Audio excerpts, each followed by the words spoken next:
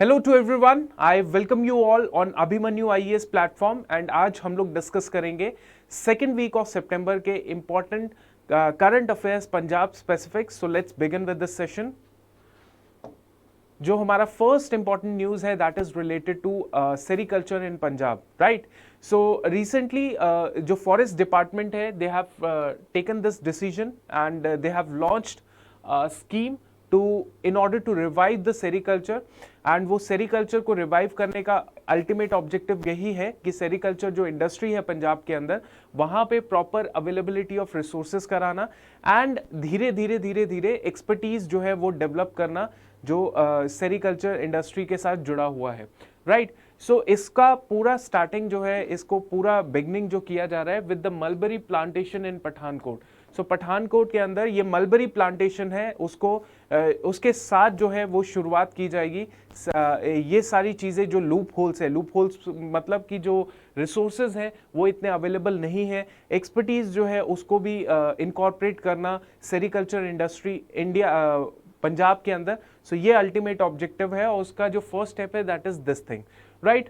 और भी other facilities है जो इस पूरे इनिशिएटिव के अंदर रखी जा रही है, that is for example raising the infrastructure, silk farm, pathology and marketing. So ये भी एक गैप होता है जिसको फुलफिल करने की कोशिश की जा रही है ताकि जो सेरिकल्चर इंडस्ट्री है उसको बूस्ट किया जाए पंजाब के अंदर, राइट। सो यहाँ पे कौन कौन से विलेजेस हैं जिनको आइडेंटिफाई किया गया है कि ये सब चीज़ें हम लोग करने वाले हैं।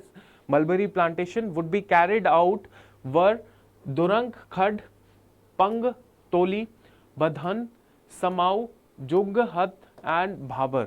ठीक है, तो ये सारे इंपॉर्टेंट विलेजेस हैं जो आप थोड़ा सा इनको रीड कर सकते हैं, राइट। एंड अल्टीमेटली आपको ये तो याद रखना है कि यहाँ से जो है शुरुआत की जा रही है मलबरी प्लांटेशन की, राइट। ये तो आपका हो गया एक न्यूज़।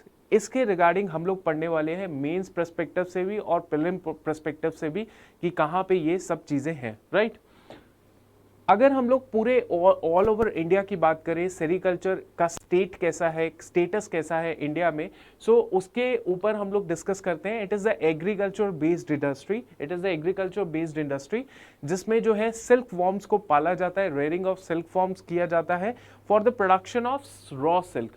तो रॉ सिल्क की प्रोडक्शन के लिए सिल्क वॉर्म्स को रेयर किया जाता है और आगे जाके इससे जो है वो सिल्क यान जो है, धागे जो है वो ऑब्टेन किए जाते हैं।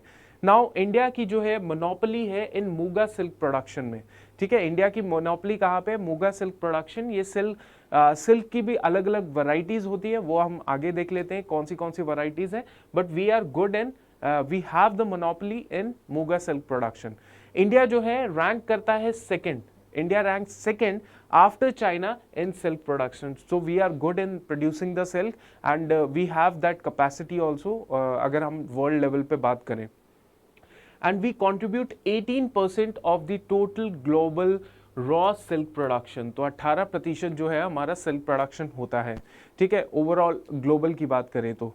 अगर हम लोग डोमेस्टिकेटेड सिल्क फॉर्म जो होता है that is bombyx mori are raised for the purpose of silk sericulture, ठीक है। इस पर्टिकुलर वैरायटी को हम लोग डोमेस्टिकेट करते हैं, राइट, ओके।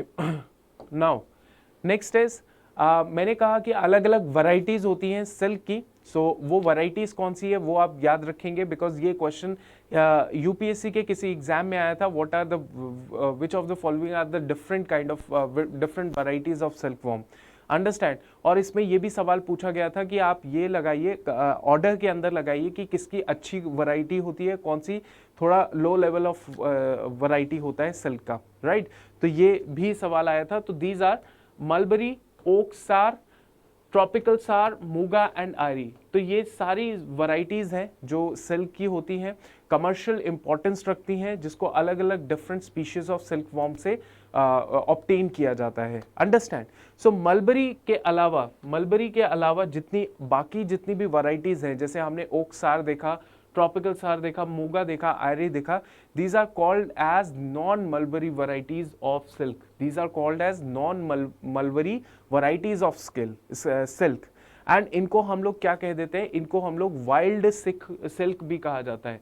इनको हम लोग वाइल्ड सिल्क भी कहते हैं या वान्या सिल्क भी कहते हैं, ठीक है। सो इट इज़ इम्पॉर्टेंट कि हाँ, कभी भी कैसा भी सवाल पूछा जा सकता है कि टाइप्स ऑफ वैरायटीज़ बता दीजिए और ये भी बता दीजिए ऑर्डर के अंदर कि इन वैरायटीज़ का क्वालिटी कैसा कैसा होता है, ठीक है, और ये भी बता दीजिए कि वाइल्ड सिल्क क्या होता है और उसका दूसरा नाम क्या होता है। ऐसा कुछ भी सवाल पूछा जा सकता है। बट अगर हम लोग बात करें ओवरऑल इंडिया की, तो अगर देखें तो साउथ इंडिया जो है वो सिल्क प्रोड्यूसिंग एरियाज में टॉप में आता है। तो south India is leading silk producing area of the country and is also known for its famous silk weaving enclaves like Kanchipuram हो गया, धर्मावरम हो गया, अरनी हो गया। सो ये इंपॉर्टेंट एरियाज हैं जहाँ पे सिल्क का बहुत ज़्यादा प्रोडक्शन होता है, ठीक है। Now it is something which is important to understand कि India enjoys a unique distinction of being the only country in the world producing all the 5 varieties of natural silk। तो जितनी भी हमारे पास वैरायटीज़ हैं सिल्क की, एक mulberry है, एक नॉन मलबरी सिल्क है, तो ये पांचों वैरायटीज़ जो है वो इंडिया प्रॉपरली उसको प्रोड्यूस करता है, उसके पास ये डिस्टिंक्शन भी है, right.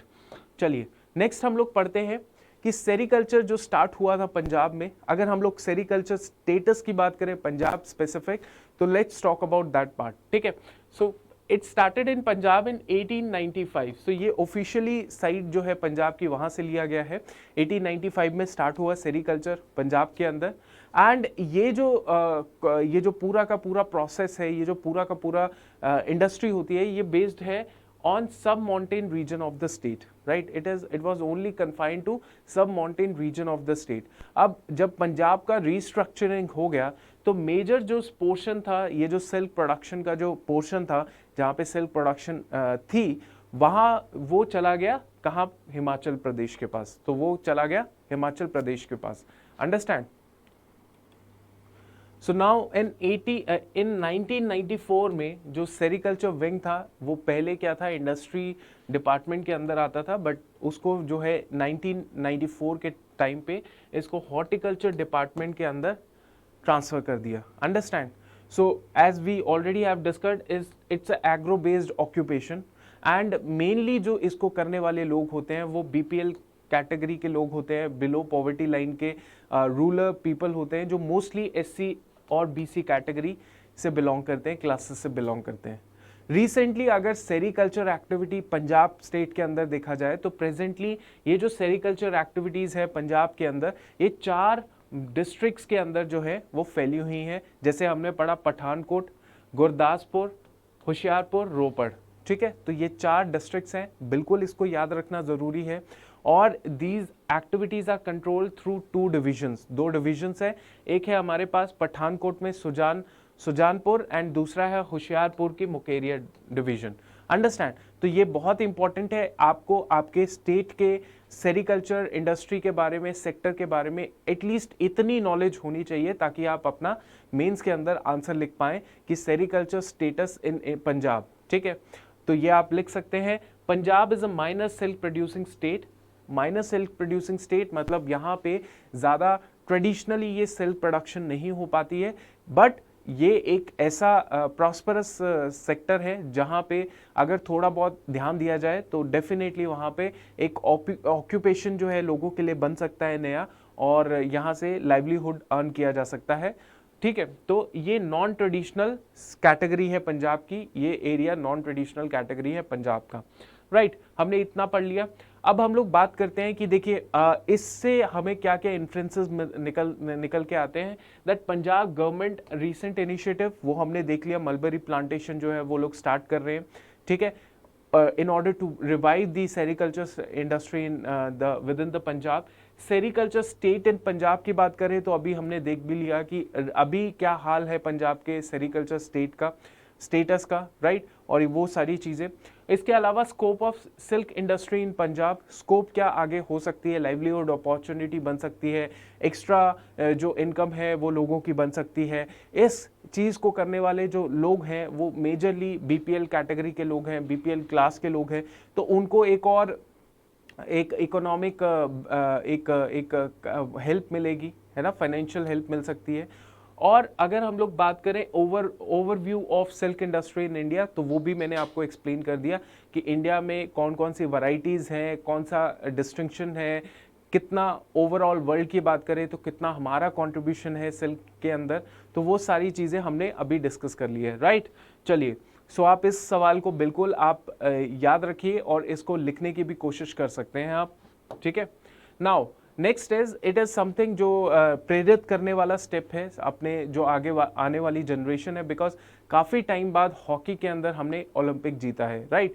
So Punjab names 10 government schools after Olympic medal winner hockey players, ठीक है। अब इसके ऊपर हम लोग करंट भी पढ़ेंगे और जो हमारा बैकग्राउंड है उसके बारे में भी पढ़ेंगे।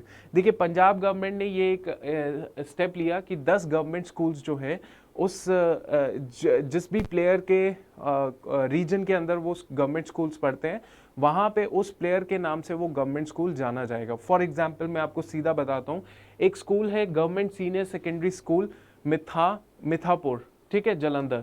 सो मिथापुर जलंधर को अब रीनेम कर दिया गया है, now it would be called as Olympian Manpreet Singh government senior secondary school Mithapur. So अगर ऐसा देखा जाए तो इट इज़ समथिंग जो बहुत ही ज़्यादा फैसिनेट करता है, बहुत ही ज़्यादा पॉजिटिव इन्फ्लुएंस करता है बच्चों को, जो भी इसको इस तरीके से पढ़ेगा, right. So it is Olympian Manpreet Singh government senior secondary school. Manpreet Singh, you know that he is the Indian hockey team captain, ठीक है, काफ़ी टाइम से ये हॉकी टीम को लीड कर रहे हैं और इसमें ultimately they have von this bronze medal, तो ये बहुत ही बड़ी चीज़ है। सो लगभग 11 पंजाबी प्लेयर्स जो हैं वो रीनेम कर दिया जाएगा ब्रॉन्ज मेडल जिन्होंने 2020 टोक्यो ओलंपिक्स में जीता है। So it is there was a golden contribution of Punjab in the field of Indian sports and it has sent the second largest contingent in the Olympics. Tokyo Olympics में जितना बड़ा contingent गया था उसमें से मेजर प्लेयर जो थे, second major player जो स्टेट था, दैट वाज पंजाब, ठीक है। सो ये सारी चीज़ें हम लोग अभी पढ़ने वाले हैं, but this was the current thing that was happened recently, right. अब इसके अलावा हम लोग बात करते हैं समथिंग दैट इज जैसे फॉर एग्जाम्पल मैंने कहीं पे पढ़ा था कि उड़ता पंजाब इन ओलंपिक्स, है ना, टोक्यो ओलंपिक्स। तो किस तरीके से पंजाब अपने को दिखा रहा है कि they have proven themselves in the sportsman spirit and sports sector के अंदर उन्होंने प्रूव किया है। हरियाणा, इंक्लूडिंग हरियाणा, जैसे पंजाब एंड हरियाणा की बात करें तो इनकी जो है पॉपुलेशन अगर देखें तो it is merely 4% of India's population. It is merely 4% of India's population and 40% जो है ओलंपिक स्क्वाड जो है इन्हीं दो स्टेट से गया था, ठीक है। सो ये एक चीज़ है जो दिखाती है कि अभी भी स्पोर्ट्समैन जो है वो काफ़ी ज़्यादा डेवलप है। इनफैक्ट अगर बात करें हरियाणा की, तो हरियाणा में तो गुजरात की स्पेशल टीम्स आ रही हैं कि हाँ, देखते हैं कि हरियाणा का मॉडल कैसा है, ये कैसे इतने सारे ओलंपियंस जो हैं वो देते हैं और कैसे वहाँ से मेडल जीत के आते हैं। तो गुजरात की टीम हरियाणा में विजिट करने के लिए कुछ दिन पहले आई थी, राइट। अब दो स्टेट से इनका मेयरली 4.4% शेयर है India's population, but together in दोनों स्टेट्स की बात करें तो 50 एथलीट जो है टोक्यो गेम्स के अंदर इनके गए थे और 40% ऑफ इंडियन कंटिजेंट जो है ओलंपिक स्क्वाड इन्हीं का था। हरियाणा जो है हैज़ 31 एथलीट्स जो इस कंटिजेंट के हिस्से थे। एंड बात करें पंजाब की तो इट वाज 19, ठीक है, इट वाज 19 एथलीट्स, अंडरस्टैंड। अगर इसके अलावा हम लोग बात करें तमिलनाडु की, सो तमिलनाडु कम्स नेक्स्ट, मतलब थर्ड कैटेगरी में तमिलनाडु है, जहां पे 11 एथलीट्स जो है वो टोक्यो ओलंपिक्स में उन्होंने पार्टिसिपेट किया, कंटिजेंट का हिस्सा थे, ठीक है। Other in the top 5 categories Kerala and UP, ठीक है, केरला और यूपी के 8 एथलीट्स थे जो वहाँ पे पार्टिसिपेट उन्होंने किया था। सो ये बहुत ही इंपॉर्टेंट प्राउड वाली चीज़ है कि हरियाणा और पंजाब अभी भी मेजर कंट्रीब्यूटर्स हैं towards the sports sector and जहाँ तक कि ओलंपिक गेम्स की बात होती है, ठीक है। Now, next is a news related to Chandigarh leads in bringing the hospitals under the Ayushman Bharat ambit. So basically Ayushman Bharat एक स्कीम है, वो स्कीम हम आगे पढ़ते हैं, लेकिन इसके तहत जो हॉस्पिटल्स हैं उनको एम्पैनल करना पड़ता है, उनको जोड़ना पड़ता है इस आयुष्मान भारत के साथ।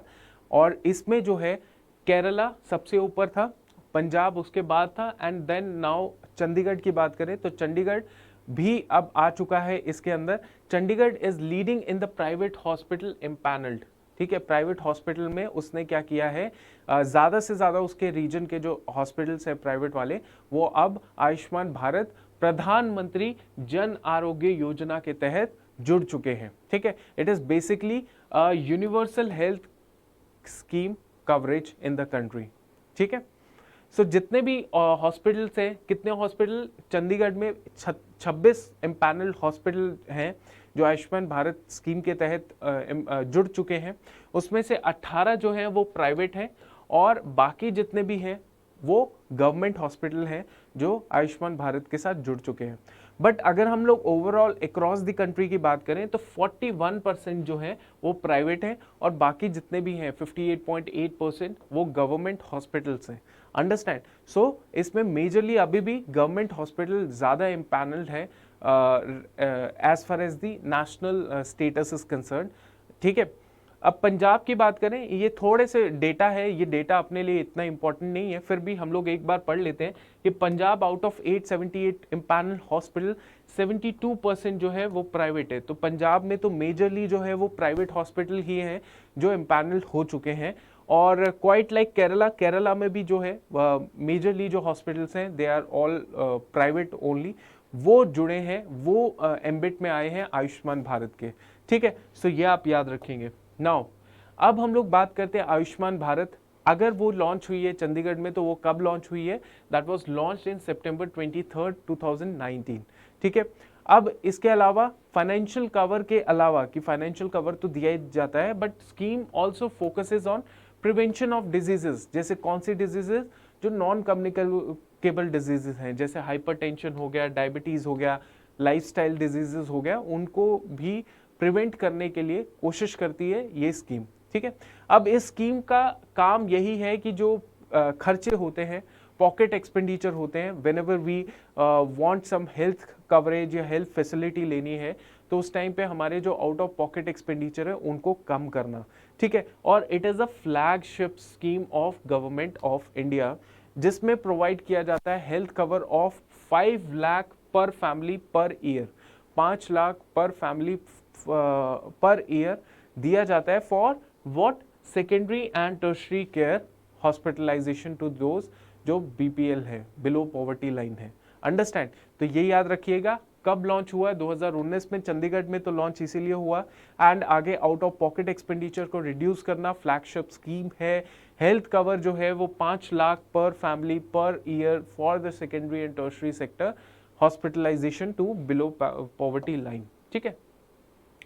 नाउ अब हम लोग डिस्कस करते हैं एक something related to MSME sector. MSME sector आपको पता है, एंड ये हमेशा न्यूज़ के अंदर इसीलिए रहता है सेक्टर क्योंकि इसके अंदर बहुत ज़्यादा पोटेंशियल है। इंडिया की बात करें तो इंडिया की जो ट्रांजेक्टरी है इकोनॉमिक प्रोग्रेस करने की, वो एक स्टैंडर्ड पैटर्न फॉलो नहीं करता कि जैसे हमारा एग्रीकल्चर था वो बूस्ट हुआ, उसके बाद एग्रीकल्चर बूस्ट करने के बाद मैन्युफैक्चरिंग बूस्ट करता है टेक्निकली, और उसके बाद जो है सर्विस सेक्टर बूस्ट करता है इसी के दौरान, राइट। बट इंडिया में है ये प्रॉब्लम कि एग्रीकल्चर तो हमारा ठीक चल रहा है और सर्विस सेक्टर सबसे ज़्यादा कंट्रीब्यूट कर रहा है जीडीपी में, बट मैन्युफैक्चरिंग अभी भी वैसे ही स्टेटस में जो पहले थी। अंडरस्टैंड? तो ये एक ऐसा है जो इकोनॉमिक्स के हिसाब से नहीं सेट बैठता है पैटर्न, राइट। अब मैन्युफैक्चरिंग को बूस्ट करना है, तो इसमें सबसे पिवोटल रोल जो है, वाइटल रोल जो है, सब्सटैंशियल जो प्रोग्रेस है या सब्सटैंशियल कंट्रीब्यूशन जो करेगा वो करेगा इंडस्ट्री सेक्टर का MSME area sector, MSME, micro small and medium enterprises. So Punjab में भी ये कोशिश की जा रही है कि हम लोग एमएसएमई सेक्टर को, उसके इकोसिस्टम को स्ट्रेंथन करें, उसके बेस को स्ट्रेंथन करें, और साथ ही साथ ओवरऑल इंडिया की भी बात की जाए तो वहाँ पर भी यही कोशिश की जा रही है कि एमएसएमई सेक्टर को स्ट्रेंथन किया जाए। आत्मनिर्भर जो पैकेज दिया गया था वो एमएसएमई सेक्टर को ही बूस्ट करने के लिए दिया गया था, राइट। तो ये सारी चीज़ें हम लोग पढ़ेंगे, पंजाब के रिलेटेड भी पढ़ेंगे और नेशनल लेवल पे भी पढ़ेंगे, ठीक है। अब देखिए जो एसबीआई है और PhD CCI इंडस्ट्री एक राउंड टेबल इनकी हुई और इसमें डिसाइड किया गया कि हम लोग पंजाब MSME सेक्टर को और इसको ग्रो करने की कोशिश करेंगे और साथ ही साथ जो इकोसिस्टम है, इकोसिस्टम कौन सा, एक्सपोर्ट करने का जो इकोसिस्टम है उसको और फैसिलिटेट किया जाएगा और ऐसा बनाया जाएगा ताकि एक्सपोर्ट का जो इकोसिस्टम हो वो ऊपर जाता जाए, उसकी ग्रोथ होती जाए. Understand? So this was the round table that was organized in Ludhiana. So that was organized in Ludhiana. ठीक है, to strengthen the base of the Punjab's MSME and export ecosystem, in which important industry stakeholders ने participate किया, exporters of Punjab ने participate किया और common idea पे discussion हुई, crucial aspect concerning business projects, focus किया गया कि MSMEs को किस तरीके से फाइनेंस की फैसिलिटी प्रोवाइड की जाए, large corporates and enhancing the export potential from the states, कि किस तरीके से ऑब्वियसली डोमेस्टिक डिमांड जो है वो MSME सेक्टर के लिए हेल्प होती है कि डोमेस्टिक से भी डिमांड आ रही है तो वो सर्वाइव कर लेते हैं, लेकिन in order to have a better you know prosperity, अच्छा अगर इनकम जनरेट करना है तो we have to develop the ecosystem for export. ठीक है, एक्सपोर्ट जो है उसको ज़्यादा से ज़्यादा हो MSME सेक्टर का, वो एक अल्टीमेट ऑब्जेक्टिव होना चाहिए. राइट. सो राउंड टेबल कॉन्फ्रेंस लुधियाना में हुई. की पॉलिसी मेकर्स जो थे उन्होंने पार्टिसिपेट किया, जो इंडस्ट्री से बिलोंग करते हैं वो स्टेक होल्डर्स ने पार्टिसिपेट किया और अल्टीमेटली ये डिसाइड किया गया कि हमें जो इकोनॉमिक फंडामेंटल्स हैं, स्ट्रेंथन द बिजनेस इकोसिस्टम, ये सब चीज़ें जो हैं, ये सब चीज़ें बातें हुई. राइट. तो ये तो था current aspect of MSME Punjab के रिलेटेड. अब हम लोग बात करते हैं कि MSME सेक्टर इंडिया की क्या है, इसका पॉइंट. देखिए बहुत सिंपल है. Micro, small and medium enterprises they play a vital role in the India's economy. ठीक है, 6.3 करोड़ MSMEs जो हैं इंडिया की, वो कंट्रीब्यूट करती है 1/3 to the GDP of the country.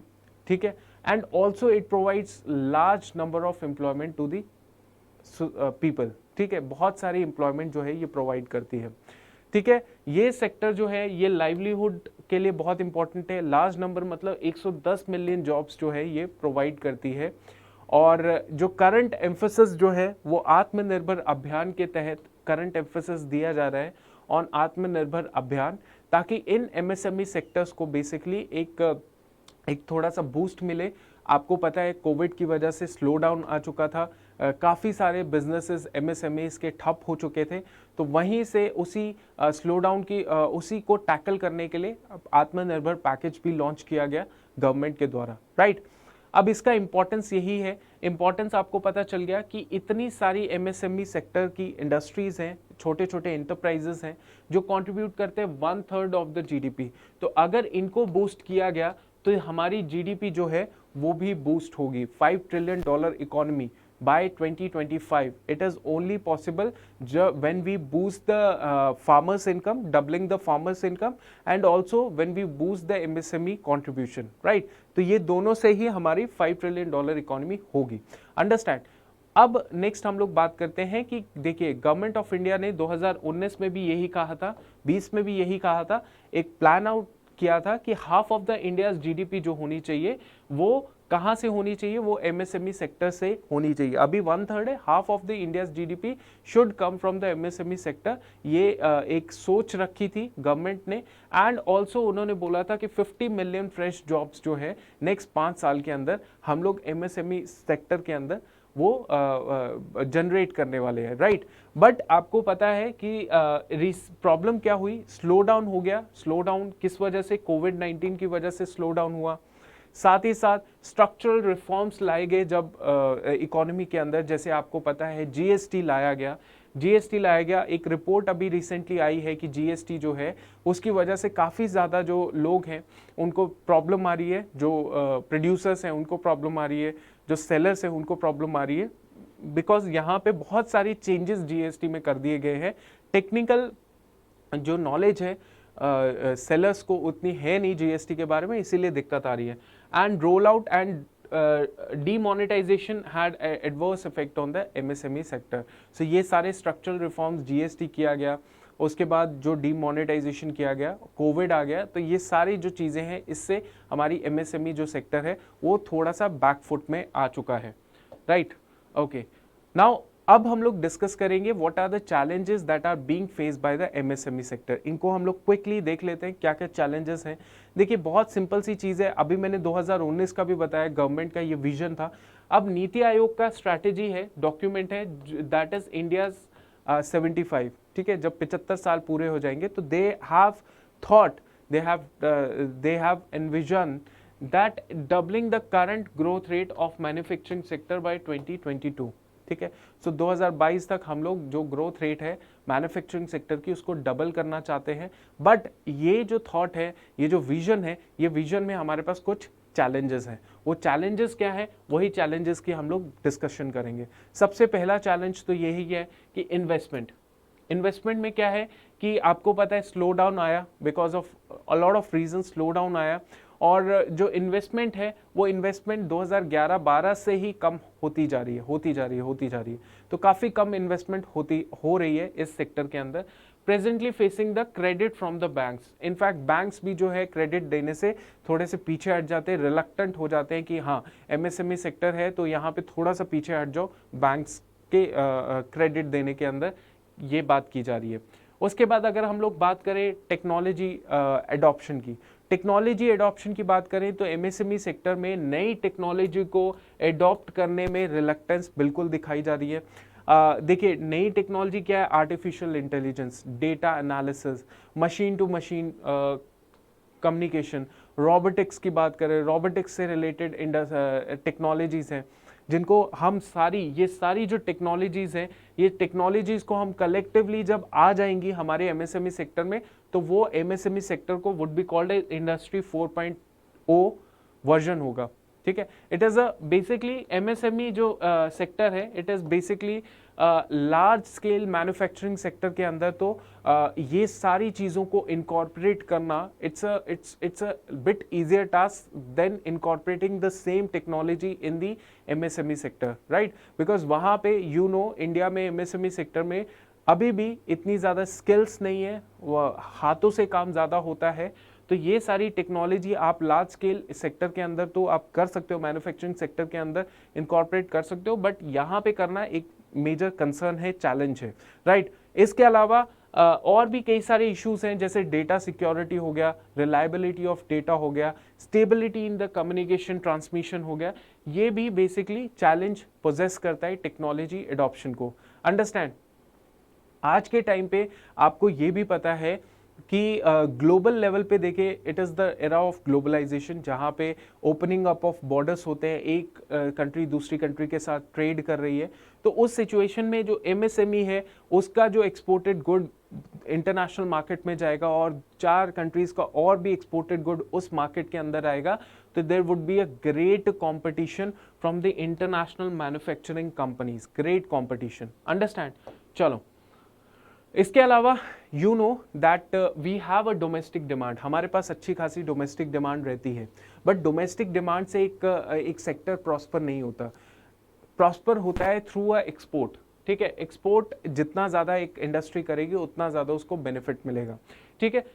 So yes we have export का issue, that is our economic growth is not export driven industrial growth, it is not export driven industrial growth, ठीक है। So domestic demand जो है alone may not be adequate for sustained high value manufacturing, और domestic demand कभी भी इतनी नहीं होती कि उसको सस्टेन एडुकेट हो for sustain high value manufacturing के लिए। ओके, नाउ आगे हम लोग बोले कि डूइंग बिजनेस के चैलेंजेस कौन कौन से हैं। हमने ये भी चैलेंज देख लिया, export and insufficient domestic demand. अब हम लोग चैलेंज देखते हैं बिजनेस करने में क्या क्या चैलेंजेस हैं। हम जानते हैं कि ईज ऑफ डूइंग बिजनेस के अंदर हम लोग कंसिस्टेंटली इंप्रूवमेंट दिखा रहे हैं, लेकिन आज भी एमएसएमई सेक्टर के अंदर अगर आपको कंस्ट्रक्शन परमिट चाहिए, अगर आपको कॉन्ट्रैक्ट को एनफोर्स कराना है, अगर आपको टैक्स पे करना है, स्टार्टिंग अ बिजनेस करना है, ट्रेडिंग अक्रॉस द बॉर्डर करना है, continue to constrain the, these are the all issues, these are the all hurdles जो आज के टाइम पे एक एंटरप्रेन्योर जो है एमएसएमई से रिलेटेड वो फेस करता है, आज भी इतना ही फेस करता है। इसके अलावा और डूइंग बिजनेस में हर्डल्स आती हैं, पुअर इंफ्रास्ट्रक्चर। आज भी एमएसएमई सेक्टर इतना ज़्यादा वेल एस्टैब्लिश्ड इंफ्रास्ट्रक्चर नहीं है, प्रोडक्शन कैपेसिटी भी इनकी बहुत लिमिटेड है, ठीक है। और इससे क्या होता है, प्रोडक्शन कॉस्ट जो है वो बढ़ती जाती है, अंडरस्टैंड। तो ये बहुत इंपॉर्टेंट है। इसके अलावा हम लोग बात करते हैं ट्रेनिंग की एंड स्किल डेवलपमेंट प्रोग्राम्स की। देखिए गवर्नमेंट कुछ इनिशिएटिव लेती है स्किल डेवलप को करने के लिए, बट वो भी अभी बहुत ही लिमिटेड लेवल पे लिए जा रहे हैं, तो इतनी ज़्यादा कुछ इंप्रूवमेंट हो नहीं रही। साथ ही साथ अगर ट्रेनिंग की बात करें तो एमएसएमई सेक्टर की बात करें तो वहाँ पे जो स्किल्ड मैन पावर होती है एमएसएमई सेक्टर के लिए वो बहुत ही लिमिटेड होती है। It is very limited skill manpower that is there for the MSME sector. Also, skill developmental schemes conducted by the government are not sufficient. तो skill development schemes जो है, जो कंडक्ट की जाती है गवर्नमेंट के द्वारा, वो भी बहुत ज़्यादा लिमिटेड है, राइट। अब हम लोग बात करते हैं कि what are the way forward for this particular thing, ठीक है। हमने क्रिटिकली इसको एनालाइज कर लिया, मतलब कौन कौन से इसके इंपॉर्टेंट चैलेंजेस हैं वो हमने एमएसएमई का देख लिया, हमने स्टेटस देख लिया एमएसएमई का, हमने पंजाब स्पेसिफिक एमएसएमई में क्या इनिशिएटिव लिए जा रहे हैं वो देख लिया। अब हम लोग वे फॉरवर्ड देखते हैं। So importance of MSME is all the policy document, ये दिखाया जाता है कि हर पॉलिसी के अंदर, पॉलिसी डॉक्यूमेंट के अंदर इंपॉर्टेंस दिखाया जाता है एमएसएमई का। अब एक कमेटी है आपके लिए बहुत इंपॉर्टेंट है, प्रीलिम्स के लिए बहुत इंपॉर्टेंट है कि यूके सिन्हा कमेटी है जो एमएसएमई रिफॉर्म के ऊपर बनी थी, उसने कुछ रिकमेंडेशंस दिए थे, आप उसको कोट कर सकते हो। इसके अलावा extension of 59 minute loan scheme जो है वो नए एंटरप्रेन्योर्स के लिए वो फिट बैठ रही है, तो उसको भी और बूस्ट करना चाहिए। और कोलैटरल फ्री जो लोन है वो उसकी जो लिमिट है उसकी बढ़ा दी गई है। दैट इज पहले 10 लाख था, अब 20 लाख है। 20 लाख का आप लोन ले सकते हैं बगैर कुछ कोलैटरल डॉक्यूमेंट्स दिए हुए, मतलब आपको कोई गिरवी चीज़ें नहीं रखने की ज़रूरत है। सो ये भी कहीं ना कहीं एंटरप्रेन्योर को थोड़ा रिस्क लेने में करती है, प्रमोट करती है कि वो रिस्क लेके तभी वो बिजनेस कर सकता है, राइट। तो ये सारी चीज़ें हैं। Now there is a mains answer, तो आप इसमें लिख सकते हैं 200 वर्ड्स का आप लिख सकते हैं कि prioritising the development of MSME sector is critical, ठीक है, is critical to the future of country. So is critical to the future of country. This is हमने 3 से 4 पॉइंट्स हमने डिस्कस कर लिए बहुत तरीके से, तो आप लिख सकते हैं इसके बारे में, right.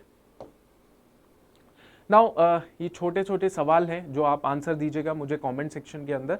Which country was the capital of Punjab before India got independence. तो कौन सी कंट्री है कैपिटल थी पंजाब की India before India got independence. Answer this question.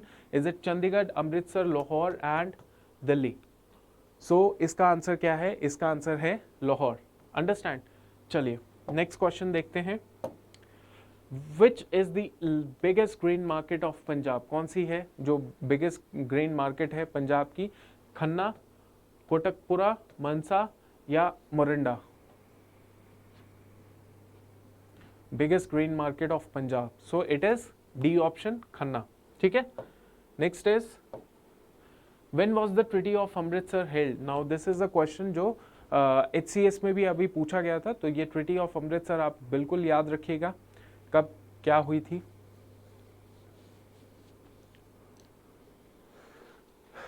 (1805, 1806, 1807, 1809). So it is 1809, 1809, understand. So आप इसको ध्यान दीजिएगा। चलिए अब this is all for today's lecture and I hope to see you in the next class. Anything, any feedback, any suggestion, any query, you can directly comment on the below in the video section, right? चलिए, thank you.